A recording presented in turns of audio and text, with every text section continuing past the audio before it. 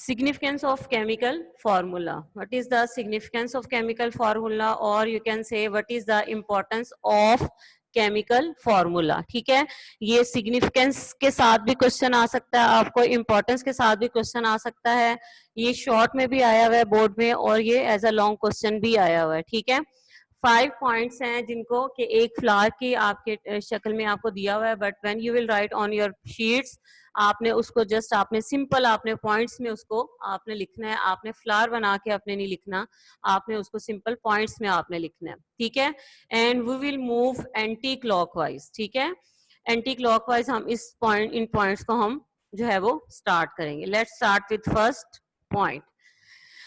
It represents the name of the substance. ठीक है, जब केमिकल फार्मूला यूज किया जाता है तो एज यू नो कि जो केमिकल फार्मूला है उसमें उन एलिमेंट्स के सिंबल्स यूज किए जाते हैं जिन एलिमेंट्स के साथ मिलकर वो कंपाउंड बनता है।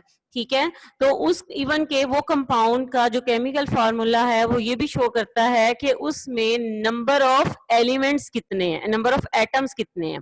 अगर ये एलिमेंट उसमें यूज हो रहा है तो उसमें नंबर ऑफ उसके कितने एटम्स जो हैं या कितने आयंस जो हैं वो उसके उसमें यूज हो रहे हैं। ठीक है, तो फॉर एग्जांपल है जैसे वाटर। अब सिंपल अगर हम वाटर लिखते हैं तो हमें नहीं पता चलेगा कि इसमें कौन कौन से एलिमेंट जो हैं वो कंबाइन करके वाटर बना रहे हैं, but when we will write the chemical formula of water that is H2O, so it represents the name of the substance। ठीक है, जो वाटर है उसका नाम रिप्रेजेंट कर रहा है। कहीं पे भी हम H2O पढ़ेंगे तो इन इवन के ऑल ओवर द यूनिवर्स जो है वो वाटर को H2O रिप्रेजेंट कर रहा है। ठीक है, और उसका यूनिवर्सल फॉर्मूला है। सो नेक्स्ट आपका क्या है, next point, it tells the name of the elements as present in the compound. जैसे कि आपने किया अभी वाटर है H2O, तो H2O में क्या है कि इट रिप्रेजेंट्स कि इसमें कौन कौन से एलिमेंट्स हैं वो यूज हो रहे हैं। कौन से एलिमेंट्स यूज हो रहे हैं? H represents the hydrogen and O represents the oxygen. 2 atoms of hydrogen combines with 1 atom of oxygen. ठीक है, तो उसके साथ कंबाइन करके जो है वो वाटर बना रहे हैं। There is chemical combination. ठीक है, जैसे कि आप लोगों ने 8th में केमिकल चेंज में पढ़ा था कि केमिकल कॉम्बिनेशन होता है, जिस तरह से वाटर की आप लोगों ने इलेक्ट्रोलिसिस भी आपने पढ़ी थी कि अगर हम वाटर की जो है वो इलेक्ट्रोलिटिक उसको डिकम्पोज करेंगे तो वो हाइड्रोजन में और ऑक्सीजन में डिकम्पोज हो जाएगा। लेकिन आप देखें कि इसमें इसका जो फॉर्मूला है ये नेम ऑफ एलिमेंट को भी शो कर रहा है और नंबर ऑफ एटम्स को भी शो कर रहा है। ठीक है, तो इस तरह से ये इसका इजी हो जाता है। It indicates the mass of compound in AMU और ग्राम्स। अब आप लोगों ने 2 यूनिट्स आप लोगों ने एटॉमिक मास की थी, जिसमें एक है AMU, फिर AMU को हमने कन्वर्ट किया था किसमें? ग्राम्स में। ठीक है, ग्राम में कन्वर्ट करके हमने उसका रिलेशन हमने फाइंड आउट किया था। तो इस तरह से जो है अगर हम हर एलिमेंट का हमें एटॉमिक मास पता हो तो हम उससे उसका जो उस मॉलिक्यूल का मास जो है ओवरऑल मास जो है वो हम कैलकुलेट कर सकते हैं by adding the atomic masses of all the atoms. जैसे फॉर एग्जांपल है H2O। अब हाइड्रोजन का एटॉमिक मास क्या है आपके पास? 1। ठीक है, ऑक्सीजन का क्या है? 16। हाइड्रोजन के 2 एटम्स हैं तो इट मींस के H2O का H2 का क्या हो जाएगा एटॉमिक मास? 2 + 16 तो कितने आपके पास आ गए? 18 AMU। और अगर हम उसको ग्राम्स में लेंगे तो 18 ग्राम्स जो है हमें उसके पास उसका मास जो है हमें पता चल जाएगा। तो जो एटॉमिक मासेस होते हैं उनको फाइंड आउट करके उनको ऐड करके हम किसी भी मॉलिक्यूल का किसी भी कंपाउंड का हम जो है उसका मास फाइंड आउट कर सकते हैं। तो वो उसी सूरत में है जब हमें केमिकल फार्मूला जो है वो exact chemical formula with exact number of atoms जो है वो हमें पता हो। The next point, 4th point, it is in fact one molecule or formula unit of the compound। जो केमिकल फॉर्मूला है अगर तो आपको जैसे आपको मैंने पहले भी बताया था कि कंपाउंड्स आर ऑफ 2 टाइप्स। ठीक है, 2 टाइप्स के कंपाउंड्स हैं जिनमें एक आयनिक कंपाउंड है और एक टाइप जो है वो आपके पास आ जाती है कोवलेंट कंपाउंड्स की। ठीक है, जो कोवलेंट कंपाउंड्स हैं उनकी जो स्मॉलेस्ट यूनिट है जो उनको रिप्रेजेंट करती है दैट इज अ मॉलिक्यूल। एक मॉलिक्यूल जो है वो उसको कोवलेंट कंपाउंड को रिप्रेजेंट कर रहा है, जबकि आयनिक कंपाउंड्स की जो स्मॉलेस्ट यूनिट है जो उनको रिप्रेजेंट कर रही है दैट इज फॉर्मूला यूनिट। तो अब हमें कैसे पता चलेगा कि ये मॉलिक्यूल है या ये फॉर्मूला यूनिट है? तो वो जो हम फोर्थ चैप्टर में इंशाल्लाह केमिकल बॉन्डिंग करेंगे, different types of chemical bonding, तो आपको पता चल जाएगा कि कौन से एलिमेंट्स मिलके जो है वो आयनिक कंपाउंड बनाते हैं और कौन से एलिमेंट्स जो हैं उनमें कोवलेंट बॉन्डिंग होती है। तो उस तरह से हमें पता चल जाएगा कि ये केमिकल कंपाउंड जो है इसकी स्मॉलेस्ट यूनिट जो है वो मॉलिक्यूल है और इस केमिकल कंपाउंड की स्मॉलेस्ट यूनिट जो है वो फॉर्मूला यूनिट है। जैसे कि वाटर है, वाटर की जो स्मॉलेस्ट यूनिट है that is H2O। H2O represents the molecule of water, one molecule of water.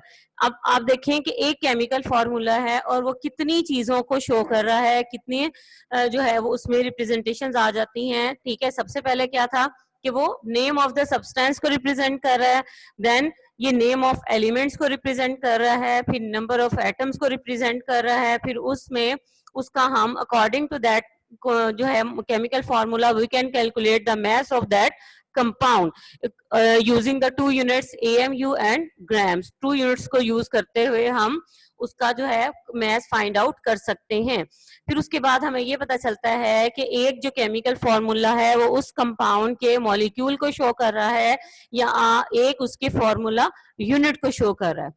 The fifth point is it also represents the 1 mole of the molecules in the balanced chemical equation। ठीक है, अब balance chemical equations आप लोगों ने 8th class में मैंने आपको करवाई थी कि what is balance chemical equation, के जिसमें number of atoms on both side, reactant side and product side should be equal.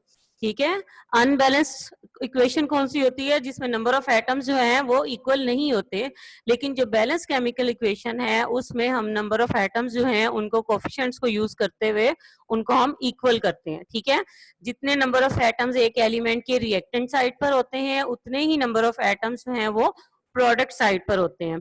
तो एक जो मॉलिक्यूल है किसी भी केमिकल फॉर्मूला जो है वो उसके बैलेंस केमिकल इक्वेशन में उसके नंबर ऑफ मोल्स को रिप्रेजेंट कर रहा है। Now the question arises what is a mole? Mole जो है वो एक स्पेसिफिक क्वांटिटी है किसी भी एलिमेंट की या किसी भी कंपाउंड की, एक स्पेसिफिक मैस होता है उसमें। ठीक है, जो हम नेक्स्ट हमारा पूरा टॉपिक है मोल का उसमें हम इसको डिटेल में हम मोल को स्टडी करेंगे। तो मोल क्या है? It is a specific amount of an element और अ कंपाउंड। हर कंपाउंड का अपना एक स्पेसिफिक जो है वो उसमें मैस जो है वो आता है। तो उस कंपाउंड का जितना उसमें मैस होगा या जितने उसमें नंबर ऑफ पार्टिकल्स होंगे, नंबर ऑफ एटम्स होंगे या नंबर ऑफ आयंस होंगे, तो उसको हम उसका 1 मोल रिप्रेजेंट करते हैं। इसमें जो बेस्ट एग्जांपल आपको मैं दे सकती हूँ जैसे 1 डजन। एक डजन जो है उसमें आपको पता है कि वो किसी भी सब्सटेंस की हो, एक डजन में नंबर ऑफ क्वांटिटी कितनी होगी आपके पास जो है वो 12 ही है, चाहे वो 12 एप्पल्स हैं चाहे 12 पेंसिल्स हैं। ठीक है, कि जो भी है वो 1 डजन है। इसी तरह से हर सब्सटेंस जो है उसमें एक स्पेसिफिक अमाउंट उसका जो है वो 1 मोल को हम उसे रिप्रेजेंट करते हैं। So I am going to repeat. First point आपने यहां से स्टार्ट करना है। ठीक है, you will move anti clockwise. आपने पॉइंट्स में सिंपल आपने पॉइंट्स में लिखना है, आपने ये फ्लावर ड्रॉ नहीं करना। ठीक है, it represents the name of the substance. ठीक है, जैसा कि वाटर है तो H2O उसको रिप्रेजेंट कर रहा है। The next point, it tells the name of the elements as present in the compound. ठीक है, उसमें number of name of element को रिप्रेजेंट कर रहा है, उसके लिए आपको सिंबल्स जो है वो याद होनी चाहिए एलिमेंट्स की। The next is it indicates the mass of the compounds in AMU और ग्राम्स। ठीक है, तो उसके मैस को रिप्रेजेंट करता है। फिर उसके बाद आपको बताया था कि अगर वो आयनिक कंपाउंड है तो वो उसके फॉर्मूला यूनिट को रिप्रेजेंट कर रहा है, और अगर वो कोवलेंट कंपाउंड है तो वो उसके मॉलिक्यूल को रिप्रेजेंट कर रहा है। Then in balance chemical equations, जब हम बैलेंस जो केमिकल इक्वेशंस हैं उनमें हम इनको यूज करते हैं तो वो उसमें उनके मोल्स को, नंबर ऑफ मोल्स को रिप्रेजेंट करता है। इसका एक और एडवांटेज भी है कि आप देखें कि अगर हम जैसे केमिकल इक्वेशन आप लोगों ने की थी, अगर उसमें पूरा पूरा नाम केमिकल कंपाउंड का लिख के हम केमिकल इक्वेशन लिखें तो वो बहुत ज्यादा लेंथी केमिकल इक्वेशन हो जाती है। ठीक है, तो बजाय इसके कि हम पूरा नाम कंपाउंड का लिखें, हम क्या करते हैं, हम सिंबल्स या हम केमिकल फॉर्मूलाज यूज करते हैं। ठीक है, ताकि वो केमिकल इक्वेशन जो है वो एक तो एग्जैक्ट नंबर ऑफ एटम्स को शो कर सके और एग्जैक्ट नंबर ऑफ मोल्स को शो कर सके। ठीक है, तो इस तरह से ये केमिकल फार्मूला की सिग्निफिकेंस है। और आप लोग जो है इसमें आप एग्जांपल्स भी ऐड कर सकते हैं। ठीक है, जैसा कि फर्स्ट पॉइंट में एग्जांपल दी हुई है वाटर की, तो सेकंड में आप कोई और आप एग्जांपल आप शो कर सकते हैं, सोडियम क्लोराइड की कर दें, कार्बन डाइऑक्साइड की आप कर सकते हैं। फिर इसके बाद हम इंशाल्लाह नेक्स्ट हम मैथ्स पढ़ेंगे कि how to calculate the maths. ठीक है, जब हम मैथ्स कैलकुलेट करेंगे उसके बाद आप इसमें भी आप एग्जांपल्स जो है वो कोई ना कोई एग्जांपल आप ऐड कर सकते हैं। ठीक है, फिर उसके बाद आप फॉर मॉलिक्यूल और फार्मूला यूनिट है उसमें भी आप जो हम जो है वो किसी भी कोवलेंट कंपाउंड की वाटर की एग्जांपल दे दें, कार्बन डाइऑक्साइड की एग्जांपल दे दें, अमोनिया की एग्जांपल दे सकते हैं।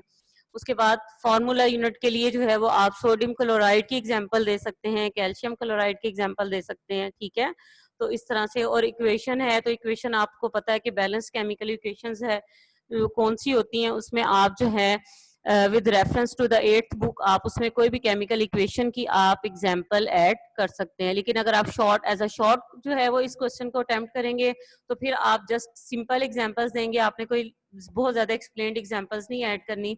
लेकिन जब आप लॉन्ग क्वेश्चन अटेम्प्ट कर रहे हैं तो फिर आप उसमें एग्जांपल्स जो है वो ज्यादा भी ऐड कर सकते हैं। ठीक है, सो बुक में अगर एग्जांपल्स गिवन नहीं है तो आप उसमें एग्जांपल्स कहीं से भी ऐड कर सकते हैं। So this is the end of this question, significance of chemical formula or importance of chemical formula.